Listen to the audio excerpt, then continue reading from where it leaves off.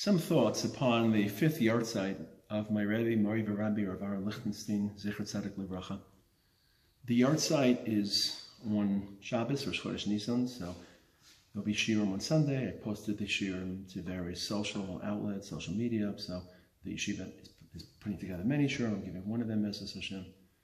Still one Shabbos to come in. For most of you, obviously, there are people who will only hear this after Shabbos, without putting together some thoughts. Each year, the thoughts differ, and each year you rethink and you come to different angles. I'm in a very different room than I normally, and I apologize about the angles a little bit off, but I'm in the shiur room that Rabbi Lichtenstein gave shiur in, but I spent hours and hours and hours learning Torah Misinai. I felt like I was sitting at Har Sinai. I'm standing maybe about 5 feet, 10 feet from the place I sat in. I'm standing about a foot away from where Rabbi Lichtenstein sat. I'm only in yeshiva because the Talmidim of Shir Dalet, the fourth-year Israelis, are serving in the army, volunteering, packing food, and then sleeping in yeshiva. So I'm actually giving shiur. Don't worry, with a face mask, so face mask and gloves. But I had the zchus to be in yeshiva, and I said, why not just record in the room that was so meaningful to me? This is my Har Sinai. There have to be rooms in your world that have special meaning. So I wanted to discuss two issues today. I've spoken about them here and there, but never really together, and certainly not in the way that I hope to elaborate again, hopefully not too lengthily. I remember I used to come home from shul during the summer, Friday night, and Rav Aharon would speak between Kabbalah, Shabbos, and Mariv. As far as my memory recalls, an hour 15, an hour and a half, certainly never less than an hour. That would be unheard of. And it can get pretty late during the summer, and the yeshiva daven more or less bisman, not to get into Kriya Shema complications. And we'd make Kiddush at 10 o'clock, 10:15, with my little children waiting. I don't do it anymore. I have older children, and have less patience. They have less patience. Maybe I have less patience. So I daven Kabbalah Shabbos with the yeshiva, and then make my way somewhere else for Mariv, so I can have a more of a relaxed pace for the meal. But my wife would ask me, what did Rabbi Lichtenstein speak about tonight? And I would say, well, he said that Moshe was a good person. And I don't know if my wife said this, but she certainly thought it. It took him, and I thought it took him an hour and a half to tell us that Moshe Rabbeinu was a good person. But Rabbi Lichtenstein's talks and his thought and what he endowed us with, there's only one word I can use for it. Give me two words. For the word I would use to describe it is the word panoramic. It was never about one particular focus issue, micro-analysis of Moshe's interaction with the Mitzri, or Moshe's interaction with Benos Midyan, the daughters of Midyan of Yisro. He took an experience in the Torah and Chazal, and he broadened it to almost every aspect that that experience reflected. And let me explain what I mean. We all go through experiences. We interact with people, with ideas, with events. And none of our experiences can be reduced to a single, oh, we reacted this way because we're this type of person or that. It's always a product of all of our traits and all of our characteristics and all of our values combining into one big mix and affecting how we behave, how we respond. We're all very complicated people, and our lives and our experiences and our events and ideas, not just our own personal lives. The ideas are ultimately composed of many, many, many, many different layers. There's not one single idea. And Rav Aharon would carefully dismantle experiences, ideas into parts and discuss each part. So, for example, Moshe was a good person. Well, what does it mean to be good? Let's first think about different types of good and what are the dangers of being too good. And what's the difference between good vis-a-vis human beings and being good vis-a-vis history? And it would be so that we think about history, morality, relationship with HaKadosh Baruch Hu, dangers of excess. So it was never, Moshe Rabbeinu had this encounter and he proved and it highlights it, which I think most people really are more comfortable expressing. And he taught us that panoramic. Very often when I speak, I quote Rav Amital. I just delivered a shiur about Rav Amital and the Holocaust. It was full of quotes. And I rarely quote Rav Lichtenstein because he's really unquotable.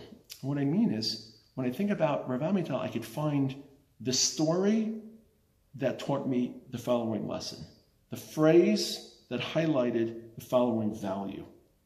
with Rav Aharon, I feel like my entire essence, everything I think about, every aspect, every part of my thought process was influenced by him. He gave me the mechanisms and the processors. And it's a very, very important tool in life. I call it sometimes to step back, to step back and not just address the particular issue you're looking at, but the broader interactions. Last night we had a get-together for alumni of the yeshiva, rabbinic alumni, and someone told the following story just by way of creating a parallel. And it's a nice story. Rabbi Lichtenstein, we once had to take certain younger boys into the yeshiva, who needed to join the yeshiva, to try out the yeshiva. The question was who would give up their seats in the Beis Medrash, who would give up their places in their dorm rooms. And the older boys in yeshiva, affectionately known in the yeshiva world as Alter Rebachim, said, well, we're not going to give up our spaces. Let the younger boys give up their spaces, because Alter Rebachim have veteranship and have rights. And Rav Aharon never allowed that to happen in yeshiva. Everyone was equal in the eyes of the law. And part of it, he told us the following story, that when he was in Camp Morris, Camp Morris is the camp affiliated with Chaim Berlin, the yeshiva in Brooklyn, and Rav Aharon went, and he went for the summer to their camp. He was waiting patiently to play ping pong.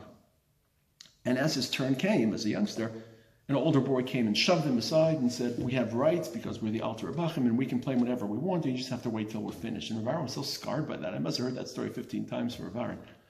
But when he talked to us about that story, and he quoted that story, trying to encourage the older boys in Gush in the 80s from deferring the responsibility to the younger Bachrim, he talked about morality and generosity of spirit and achnasas orchim.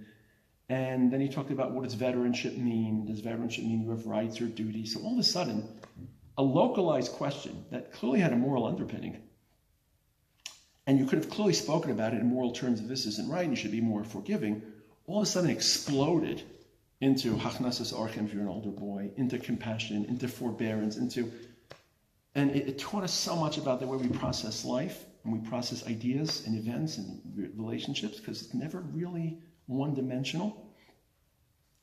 I think it lends a richness of life, and I'm still working through this on my own, to be able to take an experience that you have and integrate it into so many different larger parts of yourself. And it could be a flaw sometimes. It can definitely be a flaw sometimes to always try to link particular experiences to larger experiences. Sometimes you have to process them as isolated cases. I think my wife reminds me from time to time that not everything has to be bumped up to something larger. But I think it's a deeper way to lead life, that experiences aren't isolated incidents, compartmentalizing from incident to incident, but you're looping experiences into larger ideas. And to do that, you need to have the tools to not just dismantle, but to reduce and to deconstruct is the word I'm looking for. Your experiences into what are the forces, what are the values, and within every value, there are multiple values. I think on Pi Kabbalah, it's more reflective of HaKadosh Baruch Hu's essence. HaKadosh Baruch Hu is Echad, is not compartmentalized, not like he's Melech HaRachmim, Melech HaDin, raises the sun, raises the moon. Hashem is just everything. And I think then in our pursuit to be more like HaKadosh Baruch Hu, we want our experiences to be integrated. I found myself deeply enriched by that experience in my life, in my pursuit of midos and morality. And I think it's a very powerful way to learn. And it's something which I think the yeshiva has done a really, I think, unique. I haven't seen this approach so often. When I learn a sugya, I'm not just learning the stira in Tosfos and how to solve the stira, and then moving over to a stira of the Ramban and maybe seeing commonality. Every topic is a detail of something larger. So, for example, today I gave shir on the nature of a father inheriting a son, Yerusha Sa'av. And I went through the various Makaros, aren't that many Makaros, so it had to be a very, very unique shir. But what does this tell us about the other types of Yerusha? And then what does Yerusha tell us about the nature of Bailus, about Kinyan? And what does it teach us about the nature of family? So that little detail in the Tosfos, happens to be on Daf Kuf Chesam Beis, is part of something larger. How do you define inheritance? And again, those who are insiders to the world of Gemara will appreciate it. And that's why I think in our yeshiva, we try as much as we can to teach topics. And we can't just teach topics because you have to relate to the sugyas. And every sugya in Gemara, there's a lot of details, and a lot of back and forth, and a lot of algorithms, and a lot of ins and outs.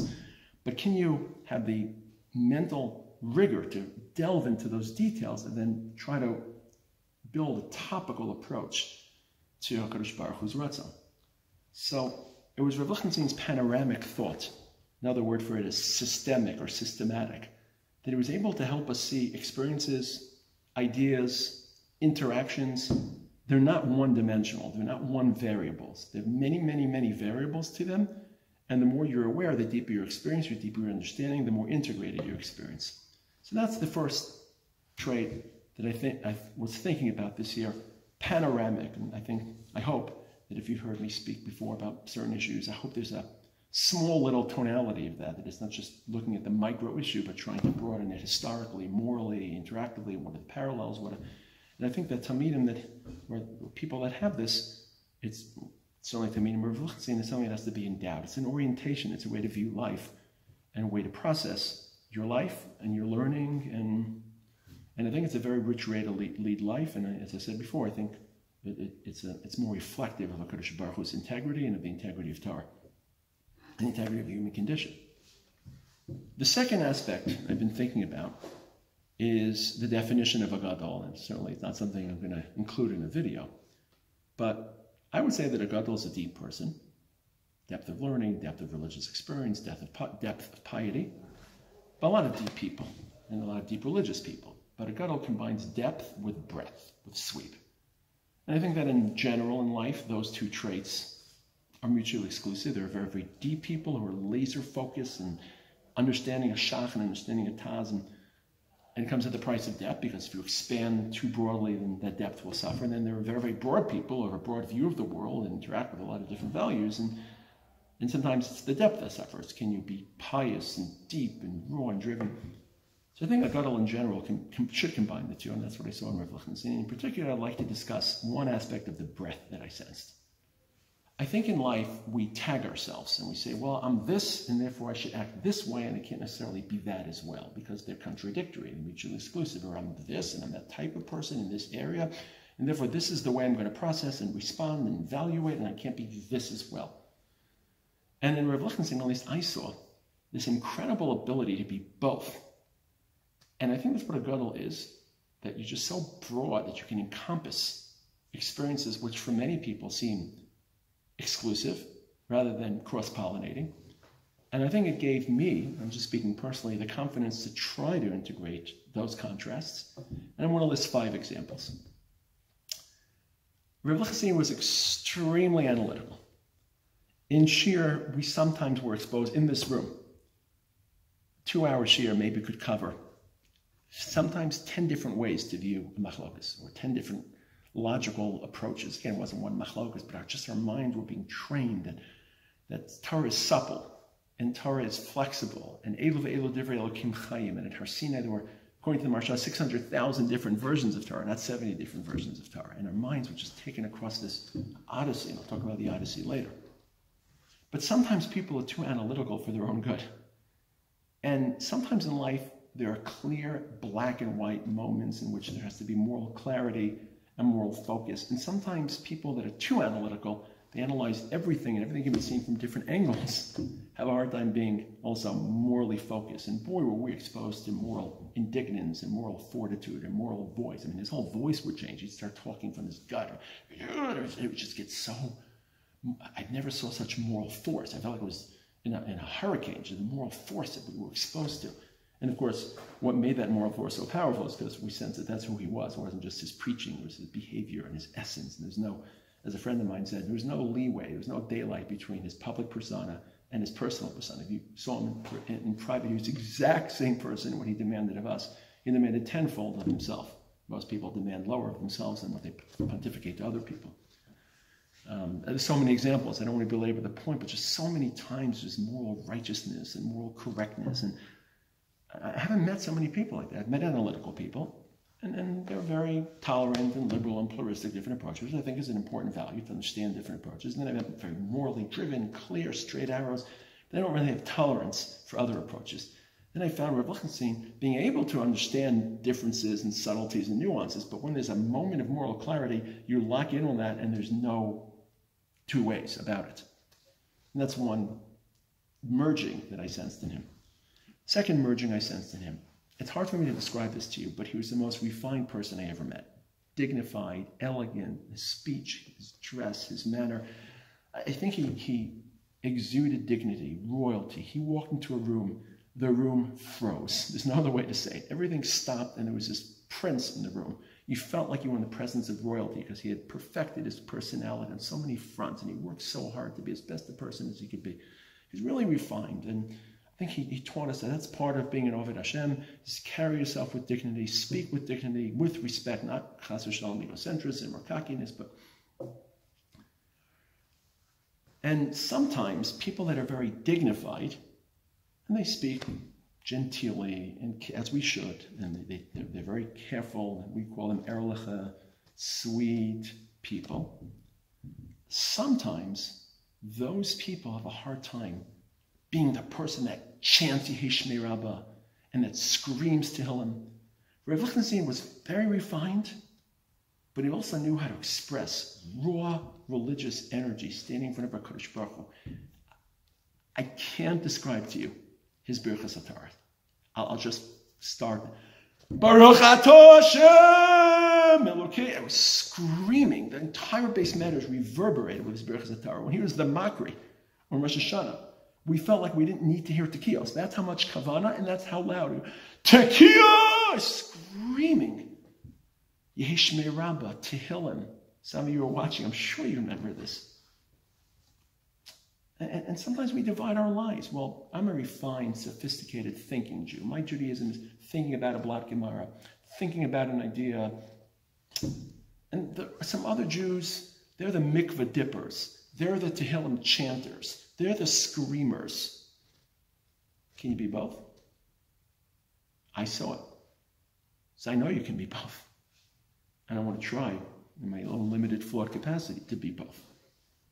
That's really the mantra of a gadol, to be both. To have confidence. You didn't want to ask, number 3, you didn't want to ask Rabbi Lichtenstein for a kula. Not a good idea. You can't imagine a bigger machmir, such a machmir. I mean, he was machmir not just on minority positions in Shulchan Aruch, but on minority positions in Rishonim. I don't have it because my daughter gave me a haircut, so I couldn't really go to the barber, but we all used to walk around with the gush sideburns, we call them, because Rav Lichtenstein, evidently, or at least we thought, we're told, we're machmir, shitas Rashi, your payos have to extend to your earlobe. Just one example that a lot of people remember from their days in yeshiva, obviously many others. So he's really machmir. The last person, he would tell you, don't ask me the question if you. But he was also extremely forbearing of people and human nature and to other people understanding their condition and trying to meet them and accommodate them halachically when he could. So he was machmir at a personal level for, let's say, the yeshiva bachrim, but not just machmir about halacha, but about morality. We'd miss lunch routinely because she would go an extra half an hour and the lunch room would be closed, and just about responsibility, duty, commitment, mission, sacrifice. So you've got people that are very machmir, that's their orientation in life, conservative, and those people tend to be intolerant of differences or not forbearing, not recognizing that not everyone can reach those levels. And they're very passionate, puritanical, and zealous, and they have some other people that are very makil in life, and they're forbearing and lenient. I think that's sometimes a little bit of my fault, a little bit too much about, let's find an easier solution, let's try to accommodate. Some of the accommodation has to also be combined with clarity. And if I try to critique myself, I'm a little bit more as my nature. And in Rav Lichtenstein, you had both of those, but that chumrah and that strong adherence to the letter, and nothing. You can be both. Don't worry, I don't have so many kulas, but I just feel like I've had to assess myself and inflect personally. I have to be a little bit careful about that.